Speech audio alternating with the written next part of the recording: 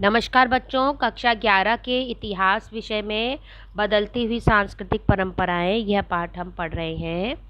इसका अगला भाग है तत्कालीन युग में मुद्रण के आविष्कार से लोगों को दूर स्थित नगरों या देशों से प्रकाशित होने वाली पुस्तकें उपलब्ध होने लगी।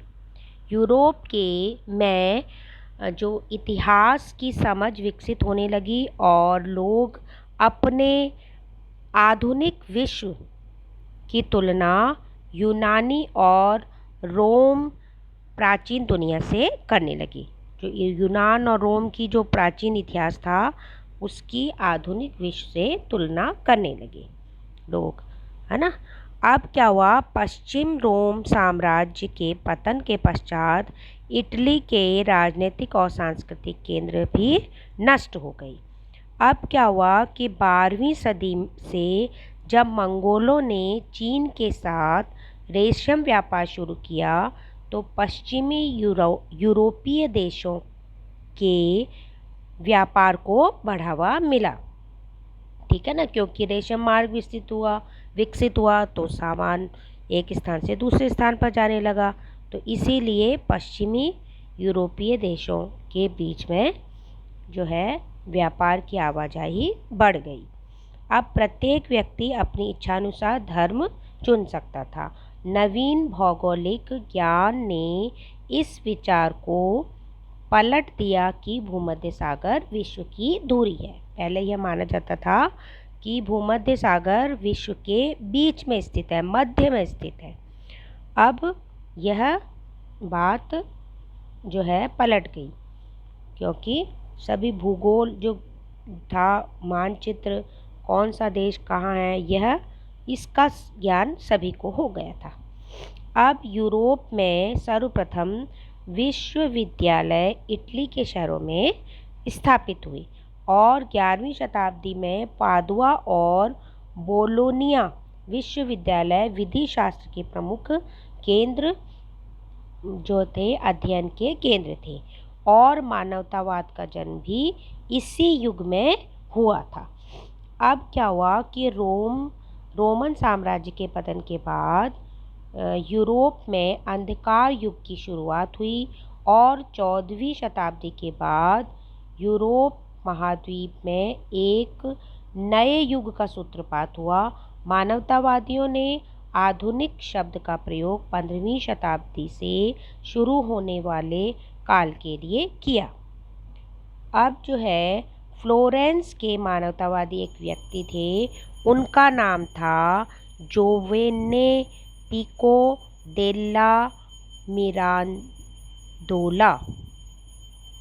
ठीक है, और इन्होंने बुक लिखी on the dignity of man नामक पुस्तक में वाद विवाद की चर्चा की, है ना। मानवतावाद जो था उसमें वाद विवाद भी एक मतलब किसी भी बात पर अपने पक्ष तक देना और दूसरे के पक्ष रखना, इस प्रकार का जो वाद विवाद है उसकी चर्चा उन्होंने अपनी book on the dignity of man में की। अब अरबी भाषा में प्लूटो थे, उनको अफलातून और अरस्तु को एरिस्टोटिल के नाम से जाना जाता था, यह कि जैसे कि हमने पूर्व में पढ़ा है। स्पेन में के जो अरबी दार्शनिक थे और उनका नाम था इब्न रुश्द, ठीक है, और लातिनी में ओविरोज कहते हैं इनको, इसका अर्थ होता है ना, इस नाम का अर्थ ने दार्शनिक ज्ञान, फैलसूफ, है ना, और धार्मिक विश्वासों के मध्य रहे तनावों को सुलझाने का प्रयास किया।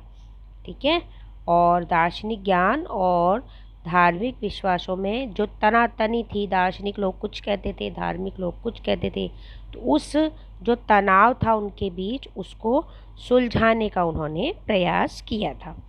अब बेल्जियम मूल के थे एक व्यक्ति, उनका नाम था आर्डियस वेसेलियस। ठीक है, आर्डेलियस, आरडी इसमें मतलब जहाँ पर आ लिखा है वहाँ पर अडियस भी लिखा होता है कई बार, ठीक है। तो अब जो है इनको एड्रिस भी लिखा होता है कई बुक में। अब हिंदी जो ट्रांसलेशन होता है ना, तो उसमें एंड्रियस भी लिखा होता है, एंड्रियस वैसेलियस। वैसे नाम इनका जो है एंड्रियस वैसेलियस ही है। अब जो है इसमें जो है टाइपिंग मिस्टेक है। तो जो वैसेलियस थे उन्होंने पादुआ विश्वविद्यालय में आयुर्विज्ञान के वे प्राध्यापक थे, और वे पहले व्यक्ति थे दुनिया के जिन्होंने सूक्ष्म परीक्षण के लिए मनुष्य के शरीर की चीर फाड़ की थी, और तत्कालीन समय में ही शरीर क्रिया विज्ञान की उन्होंने शुरुआत की थी। अब लियोनार्डो दा विंची, इनके बारे में आपको पता है। लियोनार्डो दा विंची एक बहुत चर्चित कलाकार थे उस समय के।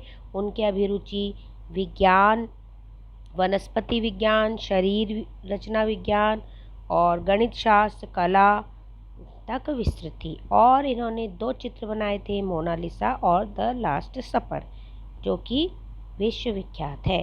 इनके बारे में और भी हमने चर्चा पिछले भाग में की थी।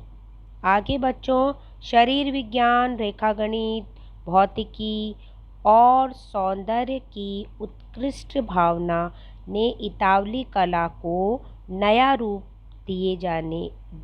दिया है ना, नया रूप दिया, और जिसे बाद में यथार्थवाद का नाम दिया गया, ठीक है।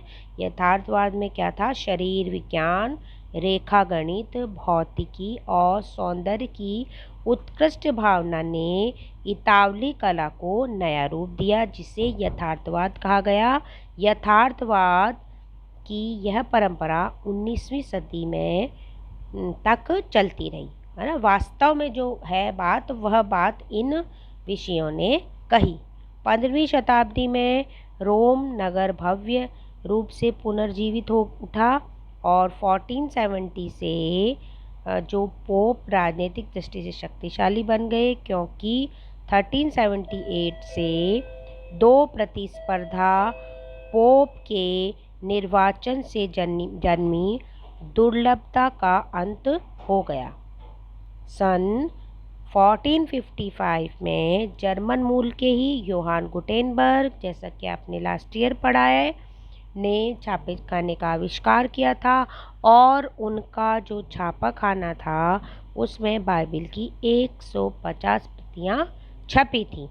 अब क्या हुआ? शताब्दी के अंत से इटली के मानवतावादी जो संस्कृति थी, इटली की मानवतावादी संस्कृति के आल्प्स पर्वत के पार बहुत तीव्र गति से फैलने के प्रमुख कारण ये थे वहाँ छपी हुई पुस्तकें, ठीक है। इटली में इसलिए विकसित हुई क्योंकि आल्प्स पर्वत है वहाँ पर, और वहाँ पर छापा बहुत तीव्र गति से पुस्तकें छपने लगी, तो लोगों को पता चलने लगा, जितना हम पढ़ेंगे उतना ही ज्ञान होगा ना, तो लोगों को ज्ञान होने लगा। तो इसीलिए मानवतावादी दर्शन वहाँ तेजी से फैला। वेनिस के मानवतावादी थे, वो जो है बरबारो भी लिख दोगे तो भी ठीक है। वैसे फ्रांचेस्को बरबारो जो थे ने अपनी पुस्तक में संपत्ति अधिग्रहण करने के क्रियाकलाप को विशेष गुण कहकर इसकी तरफदारी की, ठीक है। सबके अपने अपने विचार हैं। इसी प्रकार जो ईसाई मानवतावादी थे, इंग्लैंड के थॉमस मोर, है ना, थॉमस मोर भी कहते हैं, और हॉलैंड के इरेस्मस, जो कि लास्ट ईयर पढ़ा है आपने, दोनों ही मानवतावादी की चर्चा एक लालची और साधारण लोगों से बात बात पर लूट खसोट करने वाली संस्था बन गई, है ना। तो इन्होंने बताया कि कौन? इंग्लैंड के थॉमस मोर और हॉलैंड के इरेस्मस की मान्यता थी कि चर्च एक लालची असाधारण लोगों से बात बात पर लूट खसोट करने वाली संस्था है ना। चर्च एक भ्रष्ट संस्था है, ये उन्होंने कहा।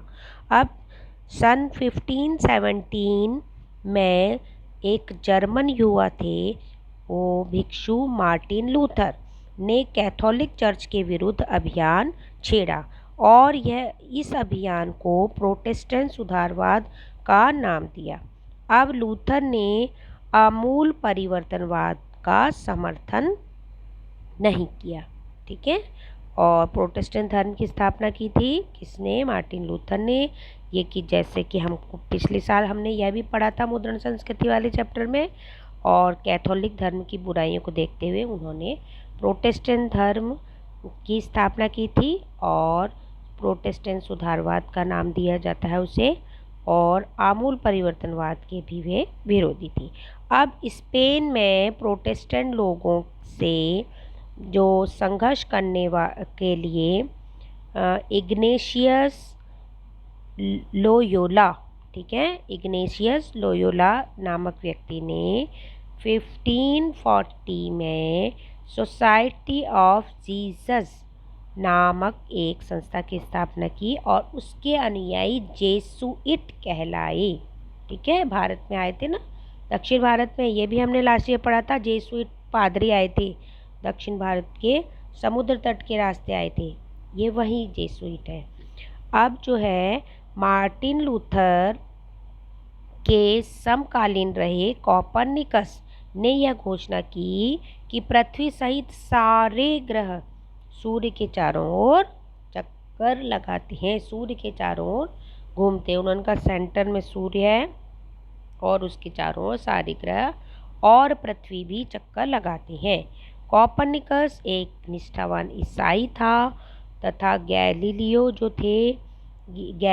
गैलीली ने अपने लेखों द्वारा स्वर्ग और पृथ्वी के अंतर को समाप्त कर दिया, ठीक है, क्योंकि इतना उनको ज्ञान था। अब विज्ञान की इस क्रांति ने न्यूटन के गुरुत्वाकर्षण के सिद्धांत के साथ अपनी प्रतिष्ठा की जो ऊंचाई थी उसको प्राप्त किया।